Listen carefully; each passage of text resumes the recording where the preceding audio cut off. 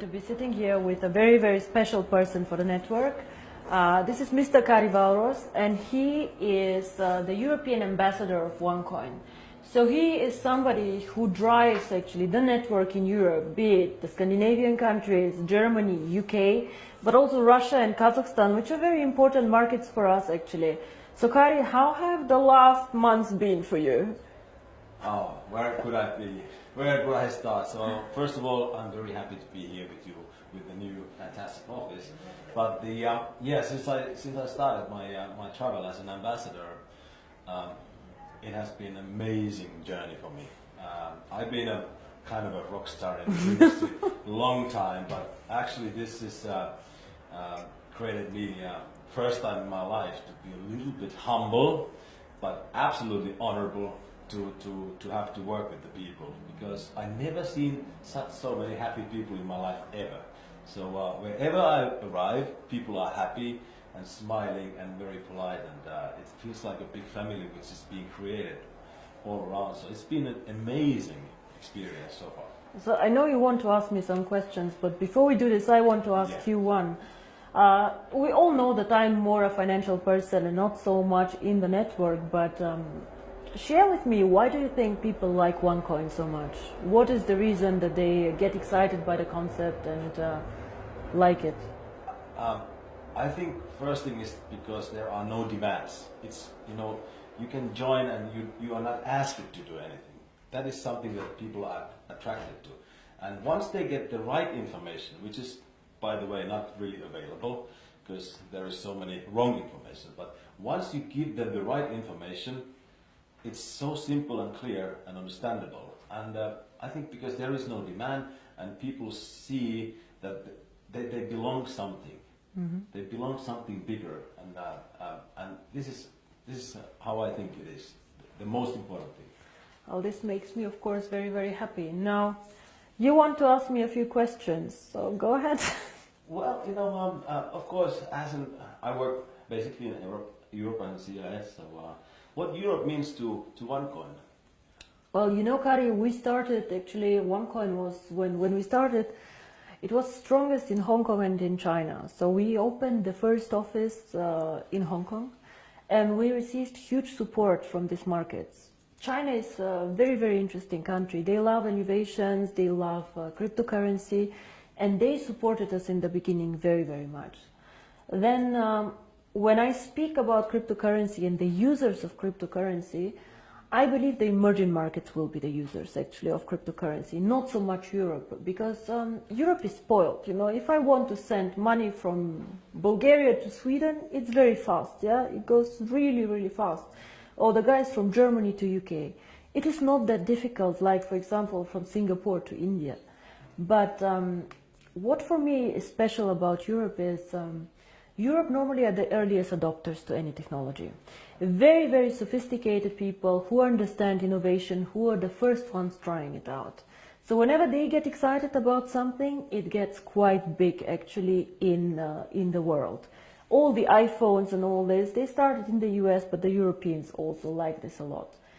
And I think the European market currently gives us huge support to roll out to the emerging markets.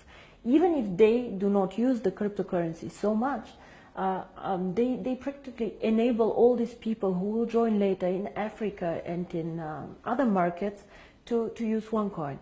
For example, let's say you hold 10,000 OneCoins, and in 3 years you decide to sell a part of this. Your buyers most probably will come all from emerging markets, because these people, they do not want to buy the currency as an investment, they want to buy it as a payment system, as a carrier of value. So for example, maybe some Indian person will buy 100 OneCoins from you in Singapore to be able to send this 100 OneCoins to his wife in India. And this is why I think Europe is extremely important. You cannot build a global currency, fast, borderless payments without Europe. We are one of the most developed markets out there, and I have huge support here. A lot of the leaders come from Europe, and I think this is one of the most important markets that we have actually.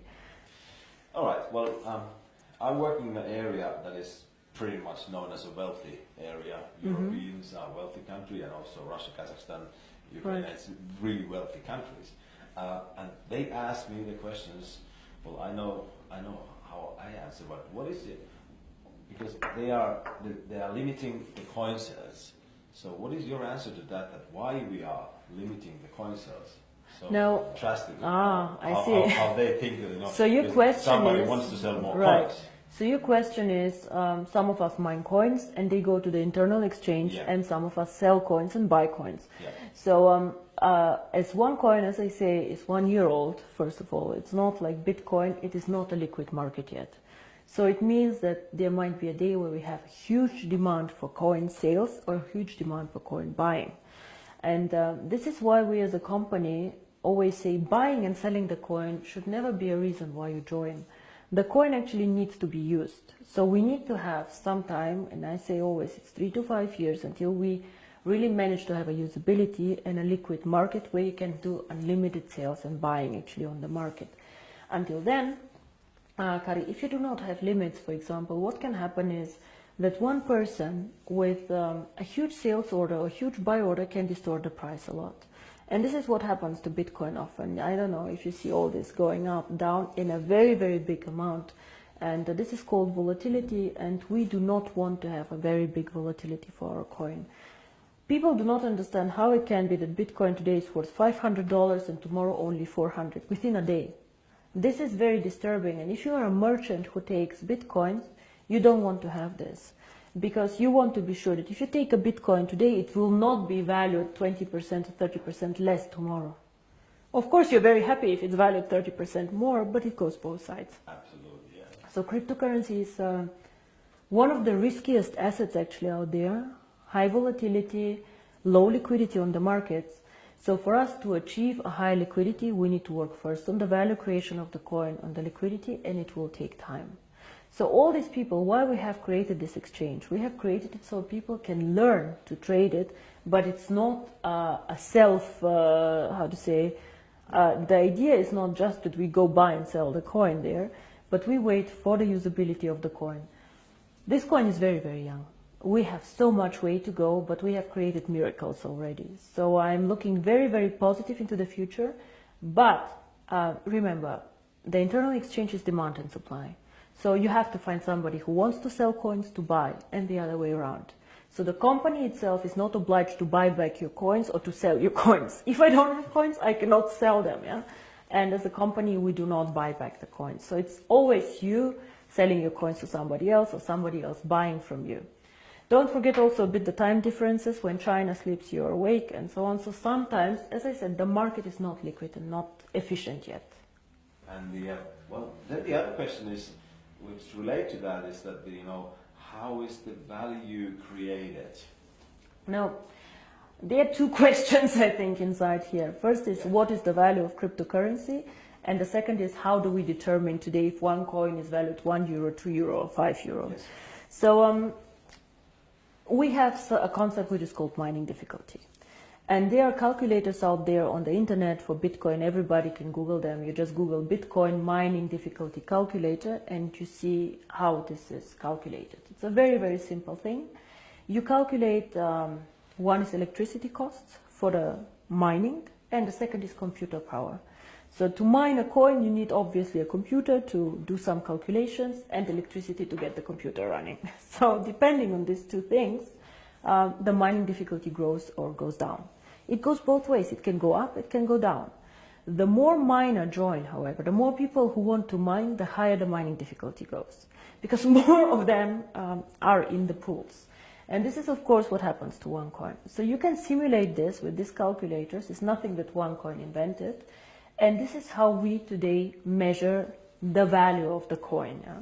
So we say if it costs us €5 to create the coin due to electricity, the servers and the computer power, this is what we think is the appropriate price. Of course, it fluctuates up and down based on demand and supply, but always in a corridor actually that we have set. So this is how we determine the price today.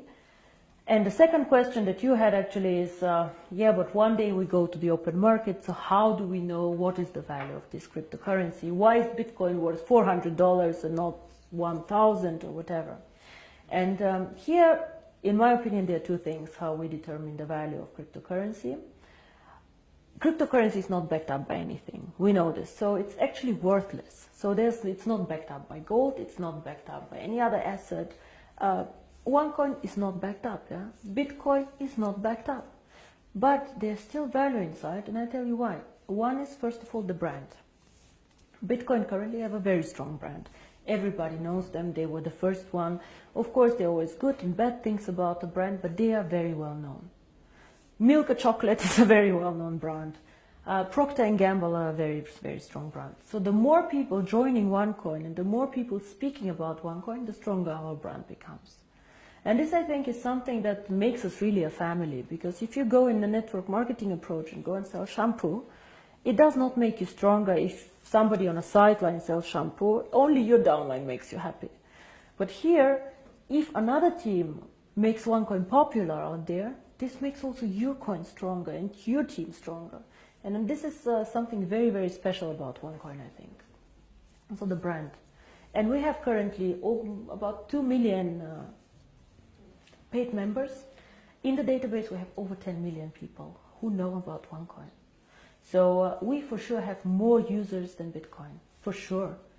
We are different, we are in a different system, but there are 2 million people who tomorrow could start using the coin if we want to. And this is great.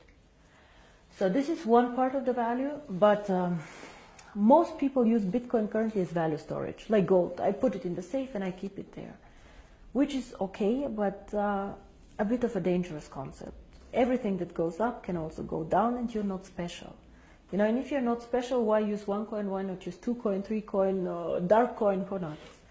So we are probably one of, or probably the only company who focuses so much on usability of cryptocurrency. Why cryptocurrency? How can it change the world? And our two slogans are the future of payments or join the financial revolution. We believe that actually cryptocurrency can be a vehicle for money transfers. So for example, as you do Western Union transfers, you can use cryptocurrency to do a transfer. Fast, borderless payments. And there's a huge demand for this. 2 billion of people have no bank account. 2 billion. Of course, we cannot capture all of them.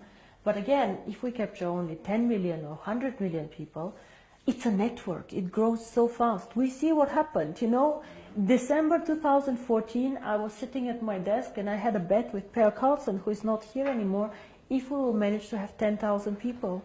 And we did a huge celebration with 10,000 people. Today we have 2 million after 12 months. It is incredible. And this is the network effect.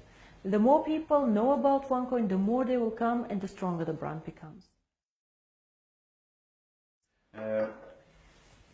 Everybody talks about MLM today, that it's pyramid, whatever you call it.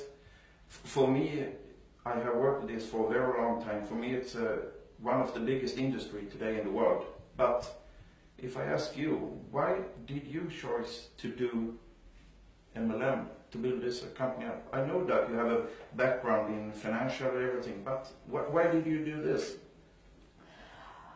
It was not an easy decision, first of all, to do network marketing.